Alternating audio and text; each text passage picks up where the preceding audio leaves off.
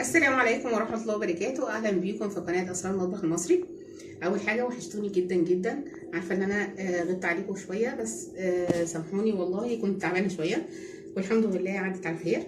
النهاردة هنعمل تورتاية كده سهلة وسريعة، أوردر طارئ عادي، فقلت أصوره معاكم ونشوف التفنيشة بتاعت التورتاية واحدة واحدة وبالراحة، وهنطلعها أحلى من المحترفين. زي ما انتم شايفين كده التورته طالعه بسم الله ما شاء الله. الف هنا على اللي هياكل. يلا بينا نبدا على طول ونسمي بسم الله ونقول اتعملت ازاي التورته دي بالتفاصيل بتاعتها والتزويق بتاعها. يلا بينا نبدا على طول ونسمي بسم الله. هنعمل الكريمه اللي هنحشي بيها التورته. عندنا نص كوبايه من السكر الخشن، هحط عليه كوبايتين من الميه المتلجه. بصوا فيها تلج، كوبايتين من دي.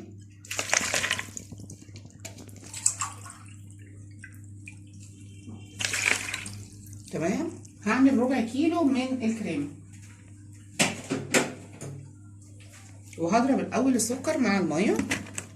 عايزه تستبدلي الميه باللبن برضو تمام، تبقى احلى واحلى كمان. ضربنا الميه بالسكر، هنحط عليه ربع كريمه من اللي هي كريمه خام من غير سكر، كريم شانتيه. هحط مقدار 4 معالق صغيرين من الباستري كريم او معلقتين كبار.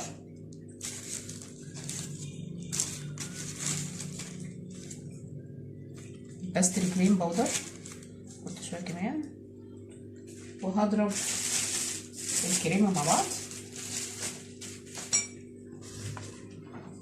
هعمل كده الاول عشان الكريمه ما تنطرش مني والمقدار هلاقيه كله بره.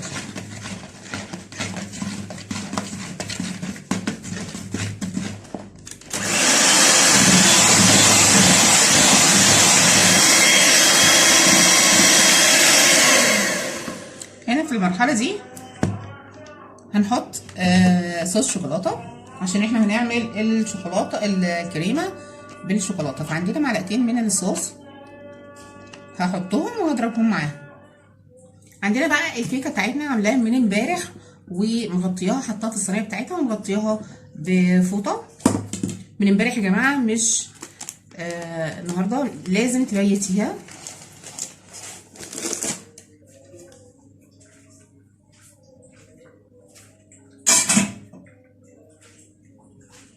هنشيل بقى ورق الزبده بتاعنا. مقدار الاسبونج احنا عملناه في الجاتو وعملته معاكم قبل كده. دي مقاس 26، صينيه 26. بصوا عامله ازاي، اسفنجيه على الاخر. تمام. هنشيل بقى الوش من فوق.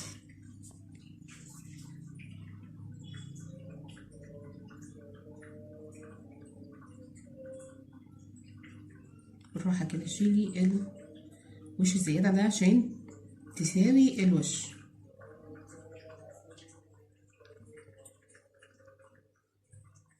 عشان فيها حته الجناب عاليه وفي النص واطي شويه.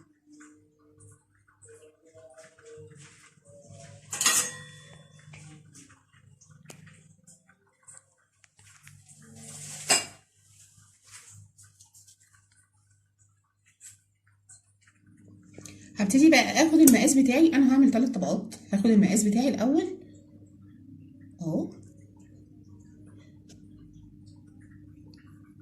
كده، ايديا فوق الكيكه علشان احس بالترانش. تمام. والترانش هو طالع داخل عشان تطلعيها مسطره سوا واحد.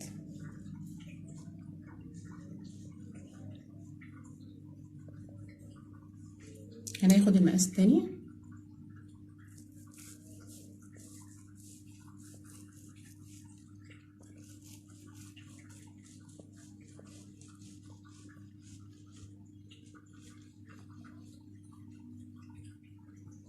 تمام. اهي الطبقات بتاعتنا ما شاء الله الكيكه تحفه. تمام، هنظبط بقى نفسنا، هنخلي الطبقه اللي فوق هي الوش. حطينا القاعده اللي احنا هنعمل عليها التورته، نحط بس شويه من الكريمه من تحت عشان اثبت عليهم التورتايه.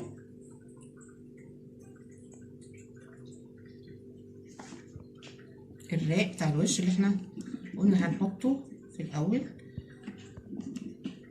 اظبطه. عندي سيرب شربات خفيف بارد، هسقي التورته الكيكه بتاعتنا.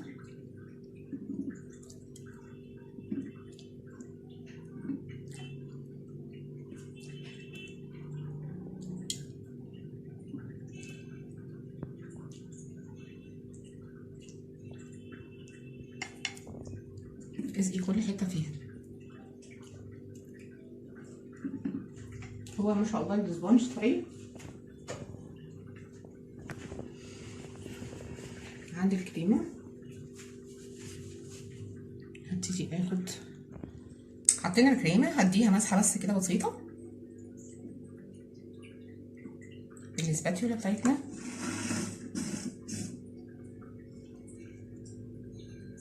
عايزه طبقه الكريمه عاليه.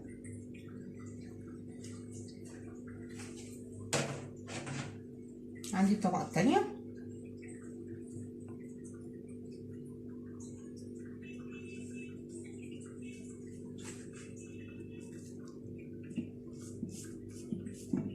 هكبس بس مش هكبس جامد بحيث ان انا اساوي الكريمه من جوه.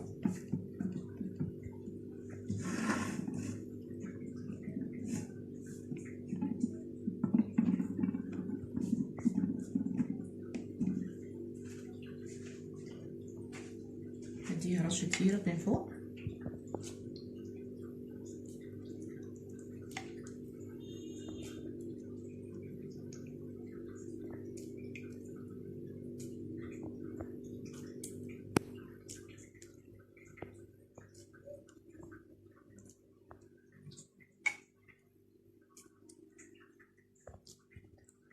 على فكره السيرب ده ممكن تستبدليه بلبن لو انت حابه ان انت تحطي لها لبن، وممكن لو بتحبي القهوه سريعه الذوبان حطي معلقه مع السيرب، هتبقى طعمها ان شاء الله تحفه معاكي.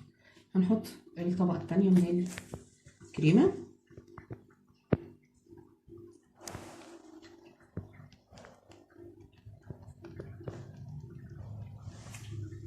الكيس اسهل واسرع ليكي.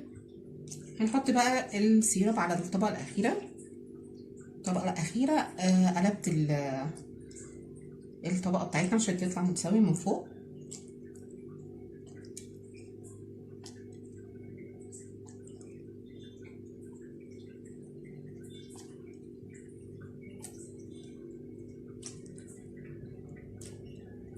السيرب برضه لو عندك اللي هو العصير بتاع الكمبوت اللي بيحفظوا بيه الفاكهه ممكن يتحط، بس ما ينفعش يبات. لو بات هتضرب معاكي التورته وهتبقى طعمها مش حلو. هنحط بقى التجليسه الاخيره من فوق. هنجلس بقى من فوق هياخد الزياده اللي فوق على الجناب. جلسنا التورتايه كده بصوا بالسباتولا، رحت مجلسه من فوق ومن تحت وسويت من فوق ومن تحت. عندي المشط المشرشر، هبتدي اخد بس زيجزاج خفيف من الجنب عشان ادي بس شكل.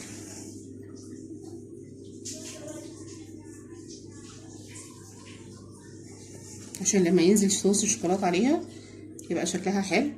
ما تغرزيش ايدك لجوه خالص.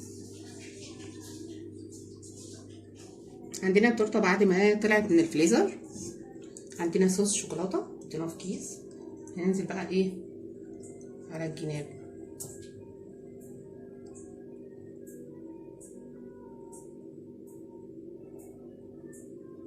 بشكل عشوائي كده.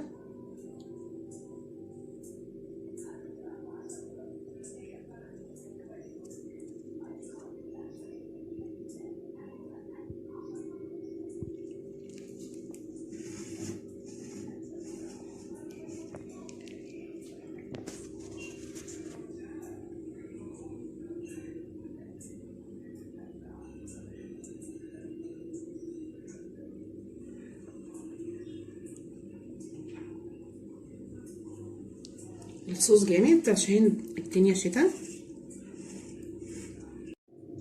هنبتدي بقى نعمل الروزيتات بتاعتنا من فوق علشان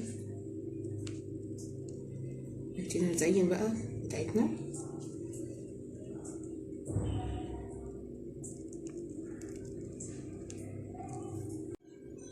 عندي الكريسبي بتاع الشوكولاته، هنبتدي نحط من فوق في كل واحده.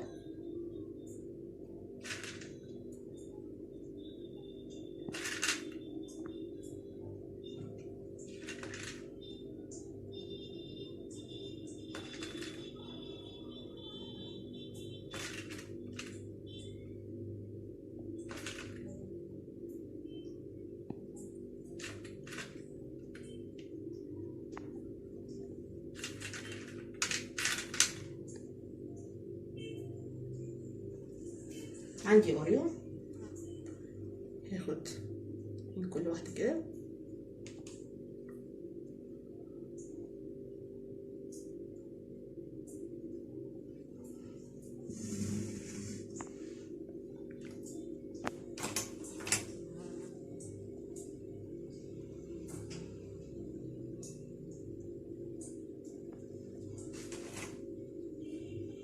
اي حاجه انت عايزاها في التزيين اعمليها.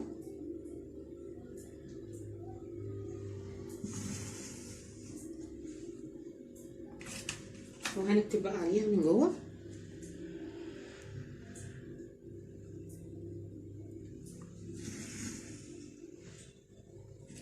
الشكل ابتدى يبان بتاعها.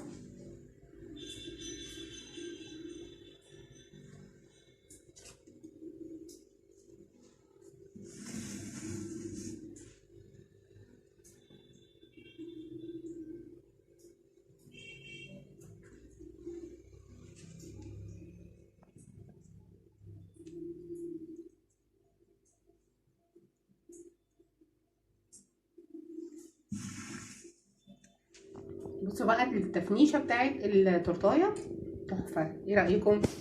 جميله جدا وبسيطه وسهله وسريعه، مش هتاخد معاكي وقت خالص ولا احترافيه ولا اي حاجه خالص. هتعمليها من اول مره فتطلعيها احلى من كده بكتير ان شاء الله. يا رب تكون نالت اعجابكم الفيديو بتاع النهارده، واستنوني فيديوهات احلى واحلى، واترككم في رعايه الله. بس ما تنسوش لايك وشير للفيديو، وننزل نفعل الجرس عشان يوصلكم كل جديد من عندي. والسلام عليكم ورحمه الله وبركاته.